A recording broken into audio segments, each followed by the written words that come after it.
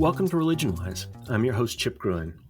Today's guest is Dr. Eric Steinhart, who's professor of philosophy at William Patterson University, joins us to talk mainly about his book, Contemporary Pagan Philosophy, but also just to think more generally about religious diversity and the complicated nature of religious landscape, particularly in 21st century America. This is not the first time that we've had a philosopher of religion on the show. If you remember, Tad Robinson, colleague here at Muhlenberg College, has appeared on two separate occasions, one in season 1 to talk about the philosophy of religion, and another episode in season 3 where he talked about transforming his class on philosophy of religion into a class that is more about spirituality and philosophy, to kind of broaden the scope of that class and broaden the kinds of questions that it asks.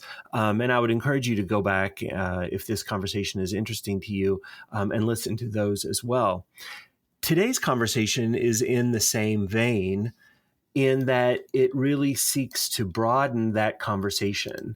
It is the case traditionally that philosophy of religion is interested in not exclusively Western traditions, but the vast majority of the work is dealing in those traditions in monotheistic frameworks. The way that the questions are asked and the types of materials that are considered have sprung up out of the Western intellectual tradition, and therefore are deeply interested in the kinds of questions that are asked within Christianity in particular, and then to some extent in Judaism and Islam.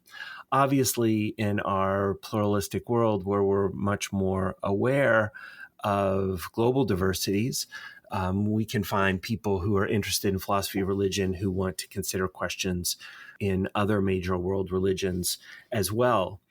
Dr. Steinhart takes that question further and really wants to address religious traditions that are not always on the top of mind when we think about religious community or religious belief and practice.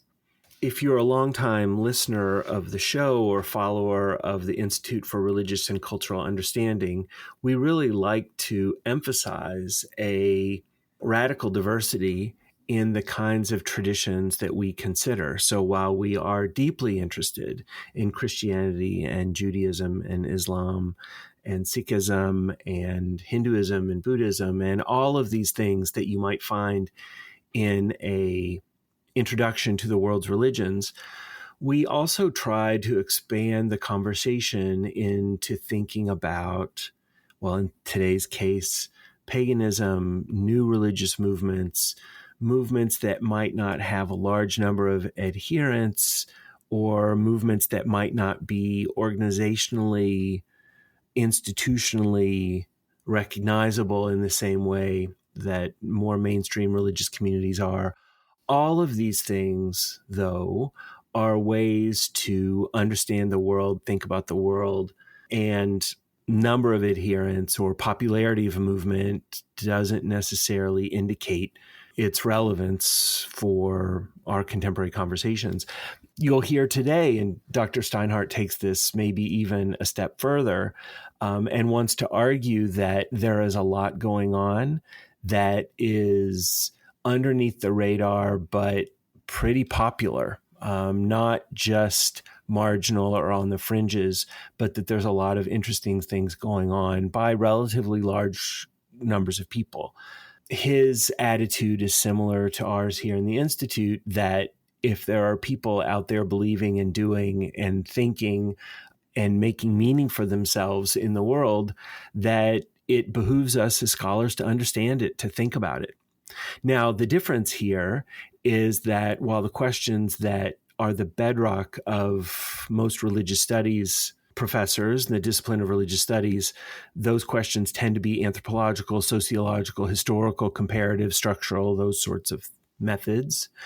Dr. Steinhart is a philosopher, and so he's interested in questions of truth, in questions of not only what people believe, but why they believe it and whether that has any basis in reality. Much more philosophical questions than are often the case in a traditional religious studies classroom or a religious studies department. So this offers a different perspective than some of the things that we do here on the podcast, and certainly a different methodological perspective than the one that I like to bring to bear on these conversations. A case in point in thinking about how we think about religion when we think about religion is that we invited somebody from the Raelian movement, the Raelian community, to appear on our live in-person event here on Muhlenberg College's campus. And this isn't necessarily the time and place to get into that belief and practice, but it's illustrative that we got an email from somebody who follows our work that said, basically, is this pseudo religion worth even considering? Obviously, the community in question that day was not a part of the definition of religion, or at least the definition of legitimate religion that this particular community member thought worthwhile or useful or deserving of analysis or empathy. I think there's much work to be done about inclusivity, not just about the things that seem normal and mainstream, but some of the things that are depicted in the media or depicted in popular culture as fringe. I will remind you in these times that we live in that what is considered fringe or what is considered on the boundaries is a moving target. We can look at various times in history, and all of the religious communities that we know and are familiar with and might be members of were probably considered fringe by somebody at some point in their histories. So that is not to say that every one of these marginal movements will be vastly successful and a major cultural player, but I don't think that we want to lead with prejudice or prejudgment about what worldviews we are willing to think about and which ones get dismissed out of hand. Please, as always, feel free to reach out with questions, comments. Please like and subscribe. Go back into the archive, listen to other episodes, be engaged with the material as much as you can. So with all that being said, I hope you enjoy this conversation with Eric Steinhart, where we consider a lot of things that are not top of mind when we think about religion and religious community in 21st century America. Eric Steinhart, thanks for coming on ReligionWise. Well, thanks for having me here. Great to talk with you, and looking forward to hearing your questions. All right. So let's just jump right in. So before I ask specifically about your recent work on the philosophy of paganism, I wanted to talk a little bit more about your academic interests more generally.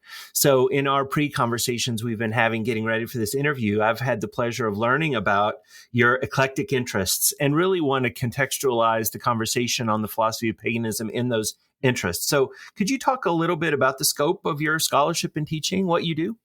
Yeah, certainly it's not just paganism, right? I'm interested in all the new and emerging religions that are appearing particularly in the United States, a little less in Europe and South America, and but them too. I mean, we live in a period of great religious change, right?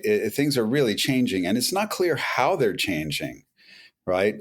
Surveys like from Pew or Gallup or other places give you some sociological data, but they don't give you much explanation for why things are happening, for what people are thinking. Right. And as a philosopher, I'm certainly interested in what they're thinking, not just in their beliefs. Right. That would be a very Protestant way to approach these new religions. And generally, they're not very Protestant. But what reasons motivate people to do the things that they do is my particular interest. Why is somebody at Burning Man? Why is a pagan out in the woods on one of the solar holidays? What motivates people intellectually in their minds to do these things? So I'm interested in all the new religions that are appearing and growing and multiplying in the US and trying to understand them conceptually. What are their structures? What are their interests? And it's pretty wild. So I'm interested in what's happening. Let's contextualize that a little bit more in in sort of your lived experience too, because your broad interests don't come from nowhere, right? You are in New Jersey. You've sort of grown up or had your formative years in the Mid-Atlantic in the Northeast United States. Can you talk a little bit about how, your biography, your interests have affected what you're interested in academically? How does this all fit into the story of Eric Steinhart? Yeah, I mean, I come from a very unusual religious background, right? I'm Pennsylvania German. That's Deutsch. We're not Dutch. We're Germans. And the Amish are probably the most famous, Deutsch people. But they're a minority actually, and Deutsch religion is very magical. It's it's a very unusual form of Christianity. I suppose some people would doubt that it's Christian at all, even though, of course, there's the Bible and church and all those things. But your minister is an astrologer, and we have magical practices and magical specialists, browshers who were the benevolent magicians, and hexers who were socially malevolent magicians. And I mean, a lot of that culture is gone now. It still survives a little, but it certainly was in full swing when I was young, in the 1960s. And so that culture is a very different take on religion, right? I mean, there was magical stuff. I grew up on a farm in Lancaster County. There was magical stuff happening all the time. If a horse got sick, you called the Browshers and they took care of it. I had my natal astrological chart cast when I was 10 by three Browshers. We had a poltergeist, a ghost in our house that was unruly and needed to be talked to. So we brought in the witch doctors. Browshers are also called witch doctors, not witches. Those would be the hexers, but the witch doctors. So they came in. They did another term for the magic is powwow. They did not our term, a term that was given by the English to Deutsch practices because they seemed to resemble Native American practices. And yeah, the witch doctors came in and talked with the ghost, and things settled down. We had a dowser set our well. I mean, I grew up in a house with charmed furniture. Furniture painted with certain magical charms and symbols. My grandfather was a minister. He was, of course, an astrologer. And, they did everything by the signs, the signs in the sky. And my grandmother, his wife, was an herbalist. One of my great-grandfathers was a Browsher. And so I grew up in this culture that seemed, now I think people would say that's all very pagan stuff. Right.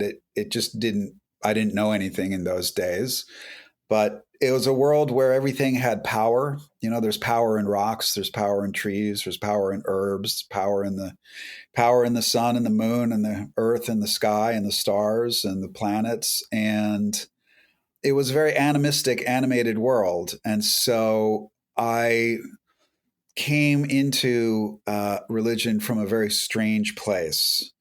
Right. And that has probably got me interested in all these other strange religions, which are American religions. I mean, America has a long tradition of, I hesitate to say like nature religions, but, you've got the New England transcendentalists. You've got actually all kinds of magical cultures in the United States. Not just the Deutsch, but of course there are African American cultures that are magical, Appalachian magic. There were just in the early days, especially, so many other ways of being Christian in the United States than there are today. And those often had very strong mixtures of magical, animistic kinds of practices. Spent a lot of time in nature. Grew up hunting, hiking, worked on a farm. And so I was really just immersed in this world of natural powers. And then that just got me interested, right? Well, who's doing what out there? And I became alert to that. So that's a little history that I hope explains it. Yeah. And I think the other part of this that I kind of want to push on a little bit is that with your interests, you look around in the Mid-Atlantic and the Northeast, and you mentioned that there are a lot of these animistic type traditions, but there's just diversity of all kinds that I think most people don't see, right? That there's a kind of I don't know, invisibility is too strong, right? But that if you just put your ear to the ground, these things are all around you, even though they may not be in large number.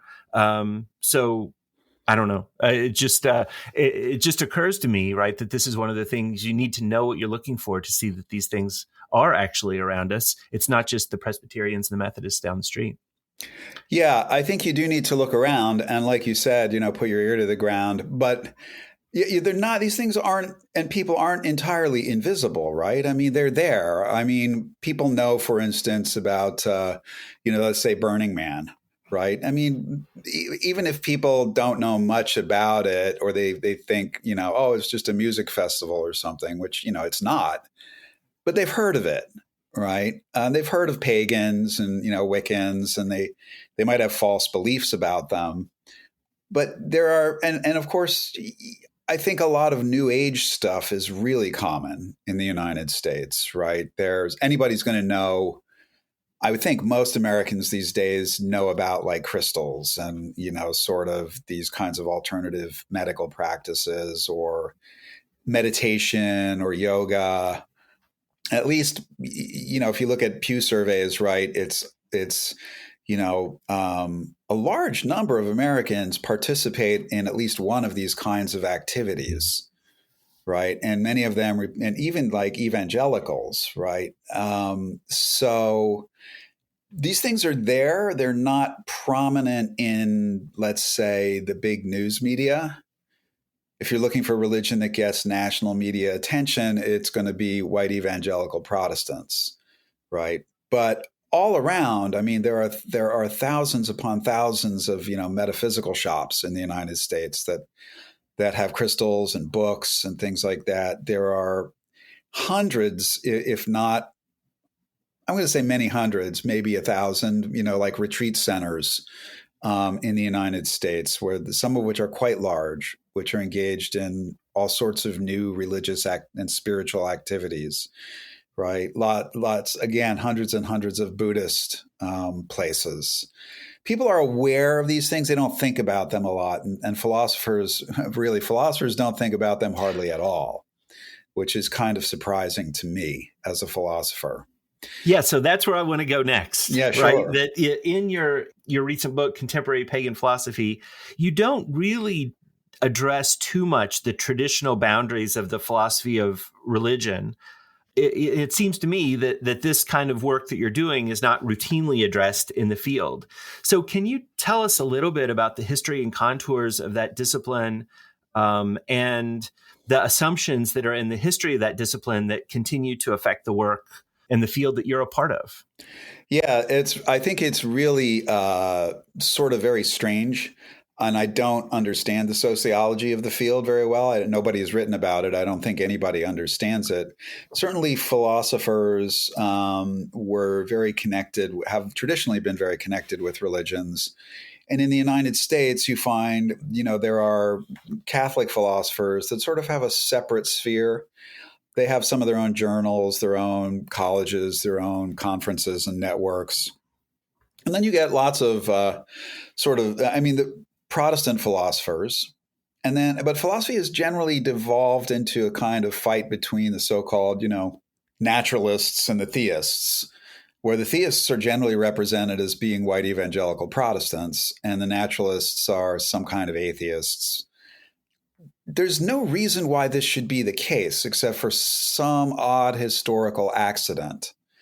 And there certainly are a lot of people who, mostly sociologists and anthropologists, who would say that atheism in the United States or in Anglophone countries is a kind of Protestantism, right? It's a kind of hyper-Protestantism. It's a kind of apophatic Protestantism.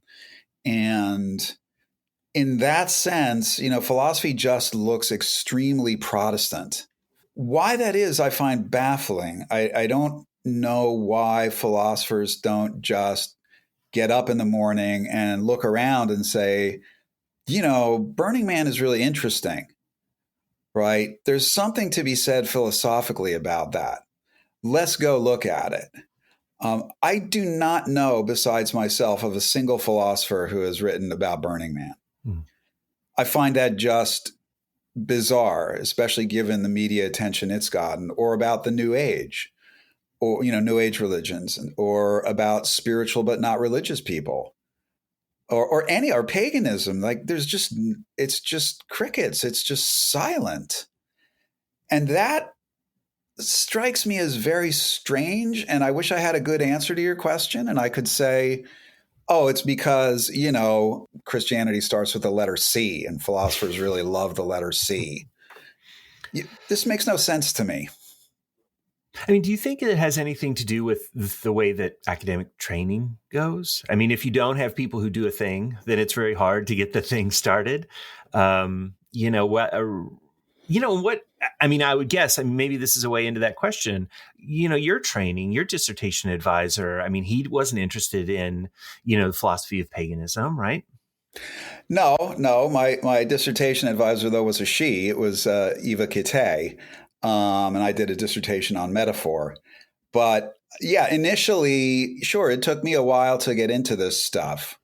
But I got into it just because I was curious. Mm-hmm. Right. And not because I had some, urge to do it. I just was looking and seeing all this stuff and saying, this is an enormous social and cultural change.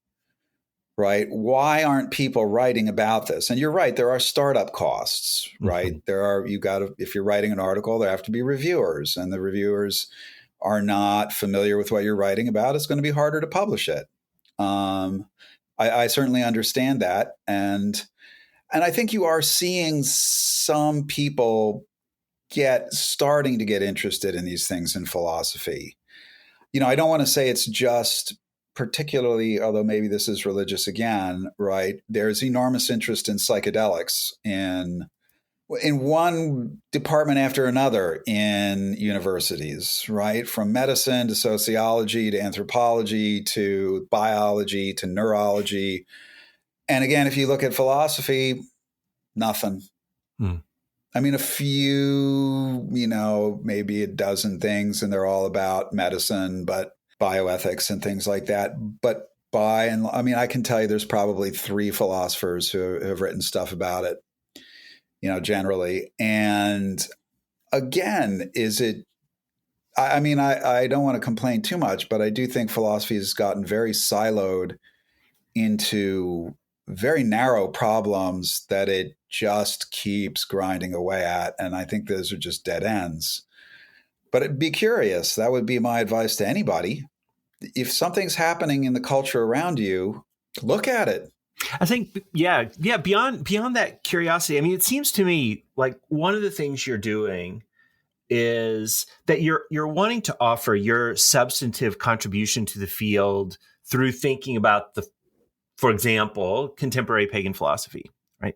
But on the other hand, you're wanting to change the field, right? You're wanting to say, hey, look, like as you say, be curious, right? There's more out there. How is, aside from sort of being a better description of the world we live in, how is the philosophy of religion more complete as a result of the kind of work you do and that you would like others to do as well in these newer movements or, less mainstream movements? Yeah, I think philosophy has a job to do, and the job is to understand what's going on in the world around us. Right. And to understand how we are rational social animals, how we're motivated by reasons to do the things that we do. Right. And if philosophy is just ignoring, the vast majority of what's happening culturally around it, then philosophy needs to change. Right. And I do think that it is slowly starting to change. It might be generational. Another area, right, that is, kind of religious that I'm interested in I think it is religious, right? I'm interested in, metal music, extreme metal music, like black metal, death metal, that kind of stuff. I think that is a religious community. I think that it's pretty clearly a kind of religious community. I think it goes hand in hand with, weird fiction, H.P. Lovecraft, those kinds of people. I gave some talks at the big Lovecraft convention in Providence last year. 2,000 people, right? And it would be more than 2,000 people, except they don't have hotel space for more than 2,000 people. They have to cap it, right? And the interest there is enormous. And being at that convention, I was just this is all a kind of religious movement, right? And people are talking about gods, they're talking about other worlds, they're talking about all kinds of things. There's, of course, big overlaps between, say, weird fiction, Lovecraft, and extreme metal, right? And paganism as well. I want to try to understand, right? So, for instance, if I look at, my next book's going to be about black metal and Lovecraft and religion. If I look at like black metal and Lovecraft and that kind of religious thing, and I look at psychedelics, and I look at the old like rave music kind of scene, which I think was very religious. People would agree with me on these points. And I look at Burning Man. I think you see the emergence of a new kind of aesthetic religion, right? Religions that are centered around extreme experiences of beauty, right? Instead of religions that are focused on, say, divine persons, right? On gods or goddesses or something like that. We could contrast aesthetic religions with theistic religions, whether they're monotheistic or polytheistic or whatever. And so I think, I'd like to understand, is this, of course, maybe I'm wrong. Maybe this is all just fad, a trend is going to disappear. But it suddenly seems interesting if you can see that there's something all these apparently different groups have in common, right? And does that suggest that, people, particularly in the US, are becoming alert to new ways of being religious, right? I mean, I often get a lot of interest from Christians as well, because, I'm always telling them, look, your enemy is not atheism. Atheism is a kind of Protestantism, right? If you're looking for something that's a challenge, it's coming from somewhere else, right? Where exactly, I'm not 100% sure, but sure, from aesthetic religions, from New Age kinds of things, spiritual but not religious, right? The sort of war between Christians and atheists, that's an inter-Christian war. That's a war between one kind of Protestant and another, which is often why it's so bitter, right? But it's not really what's going on the ground. Right? I mean, atheists represent a very small fraction of the American public. And even though people who identify as spiritual but not religious, that's the nuns, if you add them into, that's up to like 40% of the population. If philosophers and theologians and religious scholars are ignoring 40% of the population, they've got a problem. They're not doing their jobs. So I would like to encourage everybody to get out there and start looking at what's going on. So as a scholar studying these kinds of traditions, one of the challenges that I'm sure you've faced, although you've addressed it a little bit in looking for commonalities, looking for, a different way of categorizing, as you say, aesthetic religion here. But one of the classical sort of problems with dealing with these groups is how diverse they are, that there's no centralized authority or shared text or discernible unifying characteristics that we can kind of easily put our fingers on. Does that pluralism present challenges, opportunities? How do you address that in your work more generally? Well, I mean, I think, one thing is a lot of these things have been addressed more or less in like sociology and anthropology and religious studies. There are people who are writing about all these topics, right? Some more than others, but like, again, Burning Man or paganism, there's a large literature in sociology and religious studies on them. So I read that stuff and I get books and articles. And of course, I have friends who are involved in all these things and I talk with them. So yeah, there's no standardized texts or centralized authorities. I don't think that really matters because even in religions with sort of centralized authorities, most of the people in the religions don't know what the religions officially teach, and they don't care. And so, they may participate and they may go to church, but if you ask them about what their church's particular doctrine is about the Trinity, they don't know. And then you're going to get into some weird philosophy about identity and indiscernibility and stuff, and they're just going to, they don't care. And why should they? I mean, some technical issue. But you can talk with people. The more you talk with people, the more I'm always alert. I go to a conference, I meet a guy, and he mentions that he's going to a psychedelic ceremony at a retreat. Okay, I want to talk with this guy, right? I have a cousin in law by marriage who's been at Burning Man since the start. So I talk with him, and I'm very interested in I listen to him, interested in what he has to say. Made friends with some pagans, went to some pagan ceremonies, right? I want to, and Mormons, right? Let's not forget them, right? I've been invited to speak at some Mormon conferences. I talk with Mormons, I have a lot of Mormon friends. Just meeting these people as human beings and talking with them, you start to learn more about what they're doing, right? And so there's some literature. But there's nothing, at least for scholarship, at least starting out. It's like, there's no standardized. You can't pull. When I wrote the paganism book, I got like 50 books by various, but I asked. I said, is this a good author? Okay, that's a good author, right? And I look around on the internet. Yeah, that person's not trustworthy. Don't read them. That took a lot of time. But that's basic research, right? I take it that's my job. So yeah, it presents its own challenges, but any philosopher can do this, right? If you're trained as a scholar, you can do this. Yeah. It seems to me like there's a couple different things going on here. One is sort of the history of scholarship, the history of research, right? Finding sources that are reliable. But the other part of it is just the very nature of the religious traditions you're interested in, or the movements, or whatever we want to call them, that they very often buck hierarchy, buck standardization, are not particularly interested.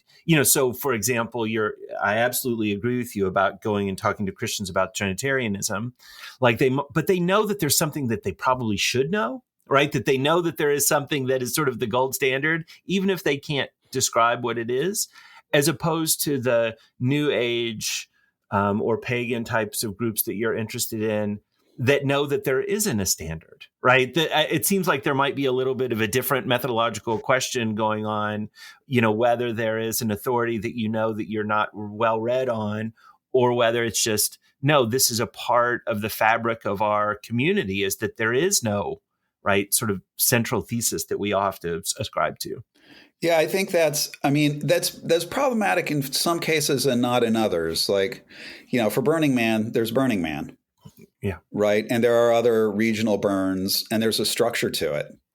Right. You've got the man, you've got the temple, you have various organizational. You have the 10 principles of Burning Man.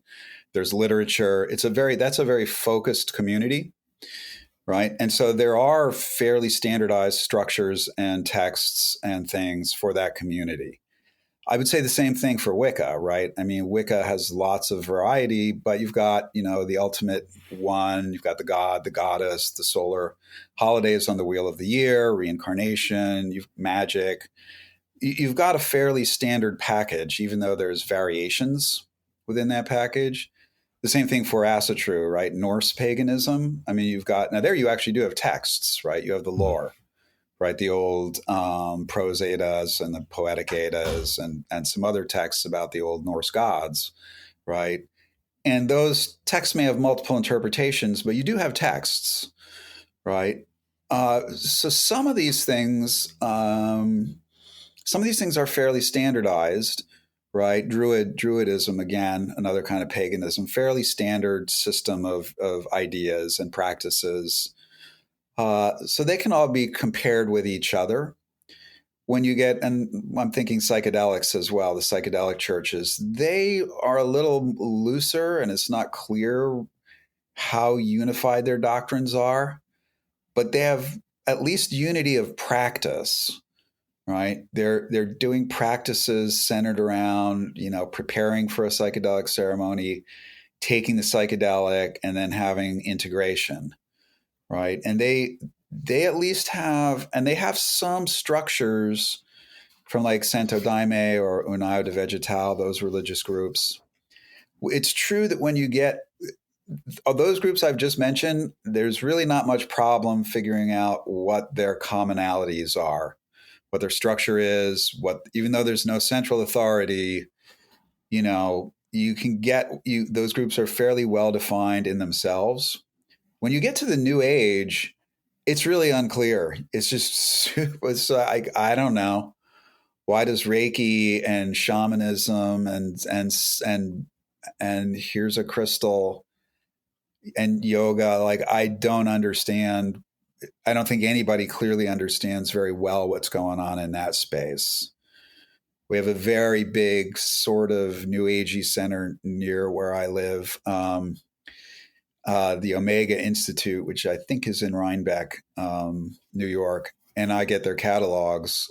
I couldn't tell you that there's any common theme, or even that there are 5 common themes, right? I go through these catalogs carefully, circling the keywords, and it's just like a random matrix. That's a problem, and I don't know what I would say about that. I have no way to approach it. I would say with the spiritual but not religious, there are a couple of really good books that point to a fairly standardized system of beliefs that people who say they're spiritual but not religious have. Right? They're not likely to believe in a God. They are likely to believe in some kind of universal energy, right? Some sort of spiritual energy that permeates all things. They might call that God, but it's not a person, right? It's just energy. Everything's filled with energy. And you could talk about that as a philosopher. You can think about that, right? And people have to start doing that. So I don't think scholarly. There are challenges, but they're not that bad, right? Except for the New Age. That's chaos. I have no clue. So, at the risk of, overgeneralizing here, I think it is the case that when we look at some of the traditions that are more commonly dealt with in the philosophy of religion, Christianity, of all kinds, even Jewish and Muslim philosophy is not unheard of, right? To be considered. Paganism often emphasizes different kinds of discourses. So we've talked about, you've already talked a little bit about belief versus practice, materiality versus transcendence, the natural world versus the cosmic. Again, at the risk of oversimplification, how do philosophical perspectives shift when we're in a world of different discourses, right? Where different kinds of things are emphasized than what we traditionally see in the field? Yeah, I think that's a good question. I mean, certainly an enormous amount of philosophy of religion is, and obviously I hang out with lots of philosophers of religion. I mean, and I don't want to paint the field as too monolithic or narrow, right? I mean, there are people who are doing great work to expand the boundaries, right? Yujin Nagasawa has a whole series, the Global Philosophy of Religion. He was doing a whole Global Philosophy of Religion project, really trying to expand that series. So he's doing great work. Andrei Bukharev also trying to do work expanding, and lots of other people that are too long to list. Well, Dean Zimmerman trying to put together a project on studying the spiritual but not religious, right? And so people are starting to think about these kinds of things. But a lot of philosophy of religion comes out of a very Cartesian mindset, right? Reality is either mind or matter.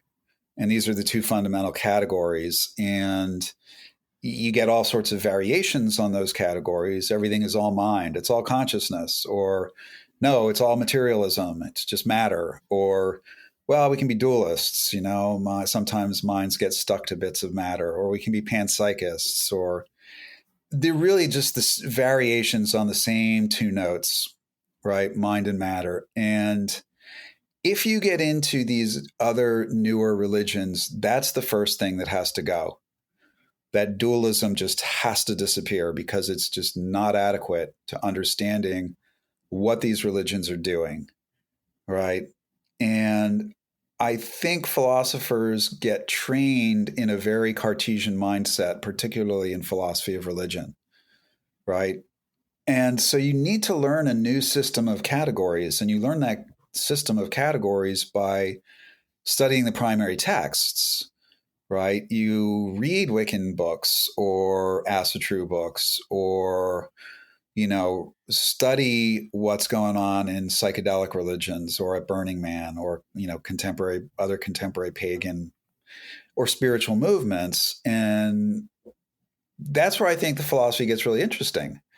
I mean, I'm just, the other stuff is just boring to me, right? I'd like to think new thoughts with new kinds of categories and new networks of concepts, right? Looking at black metal, which is, it's another interesting thing, right? Black metal has always conceived of itself as religious music from the very start, when it started out as a kind, in the early days of sort of Satanism or Luciferianism, or its early pagan, Norse paganism, that kind of stuff. It always conceived of itself as religious music from the very start, right? And most of the literature that's been written about it, again, by sociologists, anthropologists, religious studies people, characterizes it as religious music, right? And those folks have written a lot about this, but okay. And it's odd to me that philosophers have not, since there is a Christian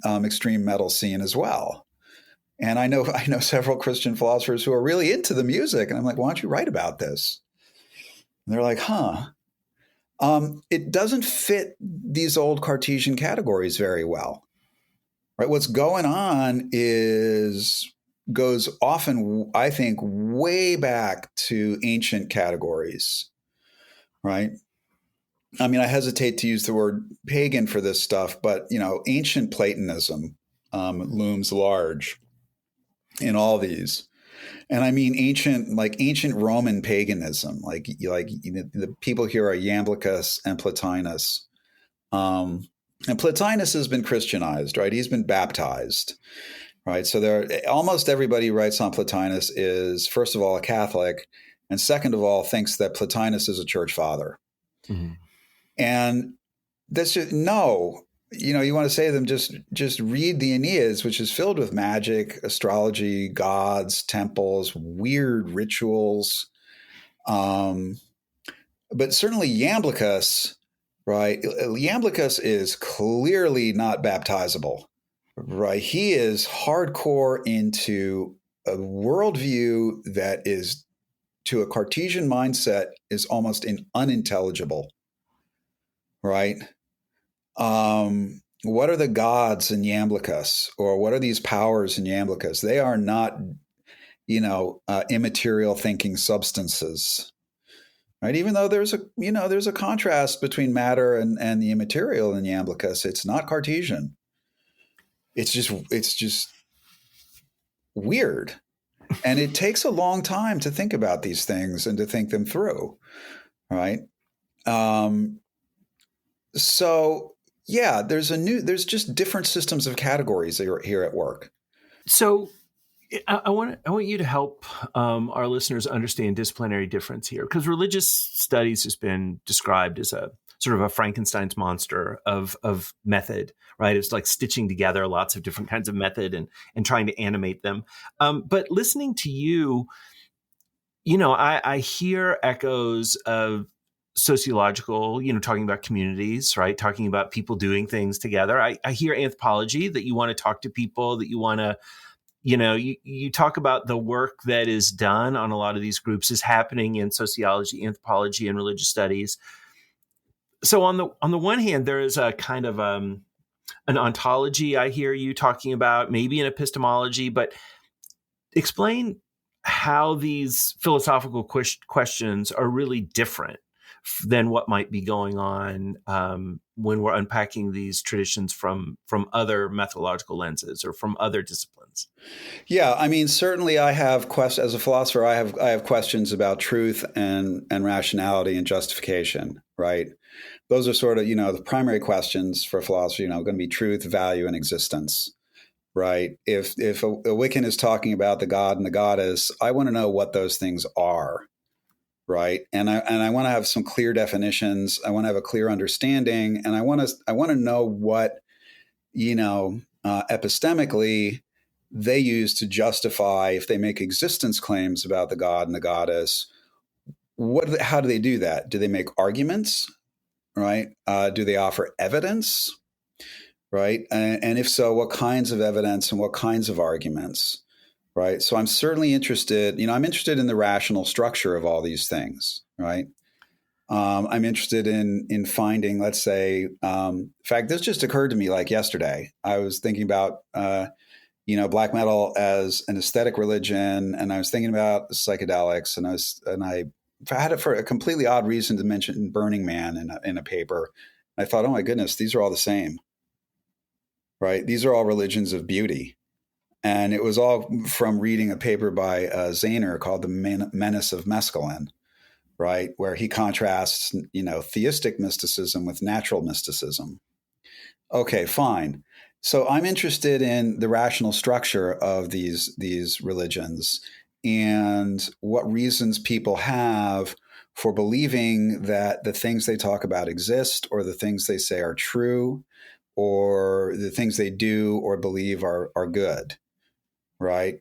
If somebody is practicing asatru with the Norse gods, it seems to me that they've got to have some reason that they think what they're doing has some truth value, right?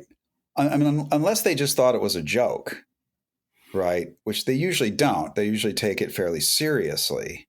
And that would seem to have some serious commitment, say, to the existence of Thor. All right, well, then I'm going to ask, well, what is Thor?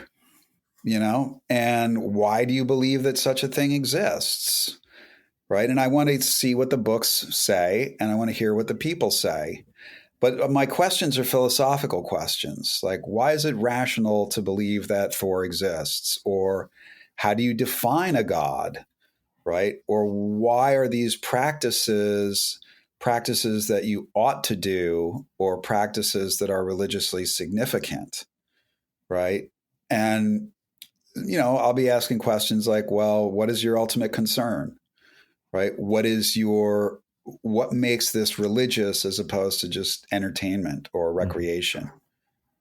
So they're philosophical questions, right? I'm always, in terms of method, my goal is always to answer a set of fairly standard kinds of philosophical questions. Sociologists and anthropologists, religious studies people too, I know from hilarious and sad experience, run away from the word truth.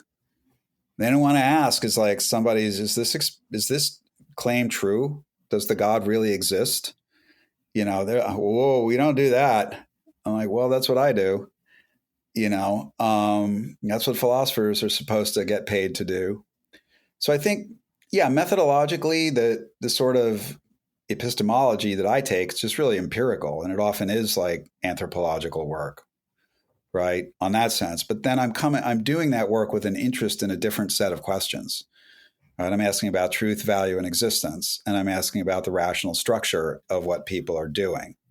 So when you're asking those sorts of questions, I mean, and this is true in my discipline as well as yours, although I might have a little more to say on it, that you can imagine that there are other scholars that are reading your work, but that you could also imagine that there are practitioners who are interested in what you're doing as well. Oh, yeah. And I would say, and this, I don't know that this will get me in trouble or not, but I would say that you probably are more likely to have practitioners reading your work because they tend to be here's the trouble part, more highly literate and more inquisitive and more interested in these questions than, say, having a Christian in the pew read a book about the Trinity, right? That they might be more interested in these sorts of questions sort of on average, right?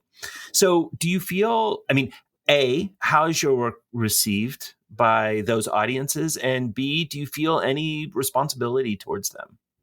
Yeah, I think, first of all, to answer your question, I think my work is read more by practitioners than, say, by other philosophers, because philosophers are so narrowly focused, right? And now more philosophers are starting to read my stuff, but if I get an email from somebody about it, it's usually a practitioner, right? The paganism book has found a surprising home in a whole bunch of seminaries where they have lots of new students coming in who are really interested in paganism. And they're like, well, what should I read? And somebody's like, here, read this book. And they get very excited by it. And there's something like, wow, somebody's written about this, who's not simply addressing a social question like, how many pagans are there? Mm-hmm. Do they all wear shoes? Right? It's like somebody who's actually grasping, seminary students want to grasp with theological issues. So they want a theological book. And so I've written that sort of thing. Similarly, for stuff I've written on the new atheism, it's mostly people who are into atheism or not, trying to understand it. And again, often there are Christian ministers or Christian seminary leaders who are interested in that stuff because they are interested in they are legitimately interested in what's going on the ground, religiously speaking. So practitioners are very interested, right? Was that the whole question? Yeah. Well, and do you feel any responsibility towards them at all? Yeah, I do. I feel, I don't, when I try to write these kinds of books and things like that, I generally don't, I neither endorse nor condemn, right? I just try to understand what's going on and try to analyze and inform, right? So the pagan book, I'm not endorsing paganism. I'm not I'm not, condemning it. I just want to understand what, rationally is happening there, right? So I do feel that responsibility, right? I want to be, sympathetic, critical, careful, because I know that there are actually people who are doing these things, right? And I want to respect them, respect what they're doing. And certainly because a lot of these movements I study are marginalized, they can get a lot of, shaming and judgment and false things said about them. And so I don't want to say false things. I want to try to be truthful and accurate. And I am sensitive that there are real people involved, right? And I'm also I try to be sensitive, I think, to this is a little bit more arcane, but to their outlook, right? As I'm writing this black metal book, I realize the writing has to be different simply because the conceptual structure of the black metal religion is different, right? This book has to be a lot more visionary, a lot more symbolism, metaphor, a lot more imagery. And it would be a very big, performative, pragmatic contradiction to write a dry academic book about black metal. So I'm sensitive to the pragmatic side of that, right? For the paganism book, it's a little drier because, well, it's drier than the black metal book, but it's that one, it's just a lot of that is like, look, things have to be said, right? They need to be said clearly, and simply because of controversies or inaccuracies that other people have made or stirred up. The black metal book just has to be, wild. It's got to be black metal writing. It's got to be a very different approach. So I'm sensitive. I'm sensitive to that. Yeah, and I'm sensitive to the people involved, right? I mean, I've gone to plenty of metal concerts and shows, and I can see that it's a different kind of community. So I want to be sensitive to that. It sounds like what you're saying is you want to be sensitive to the aesthetics of the movement itself in how you represent it. Well, particularly with the black metal and weird fiction project, because these are aesthetic religions. Yeah. Right. And if you weren't dealing with the religion in the same aesthetic way, right, that would seem to be a real serious methodological error. That would be a mistake, right? Again, it's like if you're writing a dry academic prose about a black metal concert or what's going on spiritually there, you've just missed the point. And then you're not talking about that religion. You're not talking about what is religiously happening, right? Yeah. So one of the questions I like to end with in these conversations is, from my view, I'm open to the fact that I might be myopic when I'm looking at your work and looking at what you do. What am I not asking that you think is critically important, is important for our listeners to sort of understand, either about your work or about the communities that you write about, or the ideas that the communities represent that you write about? I don't think that you've really missed anything. I mean, I don't think that there's a complete kind of set of questions here to be asked, right? That's what makes this very exciting to me, because it's, next week some new thing could appear. And it could appear on my radar, and there's no fixed boundaries here. Right. It's not like, well, you've got the Methodist Church and you can go down the street and there is the Methodist Church and you can talk to the minister, and they have a fixed body of doctrine and practices. They've had it for hundreds of years.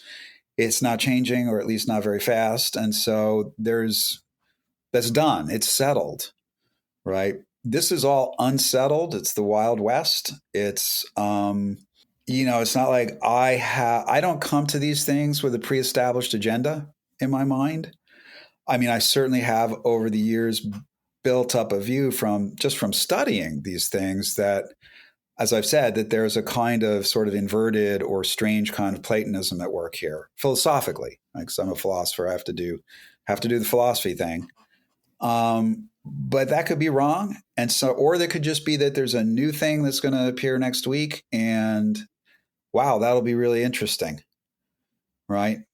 So we're not looking at a closed field that has a closed, fixed set of questions, that you might have missed one or something.